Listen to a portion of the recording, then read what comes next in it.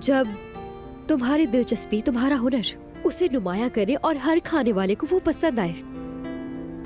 मतलब कि जो खाए वो तारीफ किए बगैर ना रह सके। तुम समझ रहे हो ना? मैं बस तुम में यही देखना चाहती हूँ।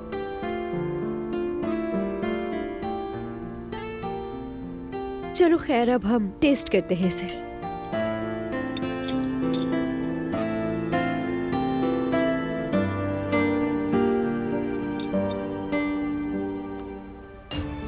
ओह, बहुत जबरदस्त, अच्छा टेस्ट है।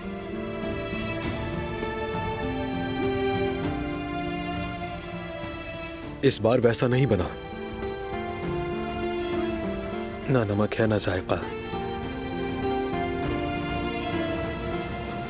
लगता है असल में मात तो वही खाते हैं जो आसान लगता है, यानी जहां गुमान भी ना हो।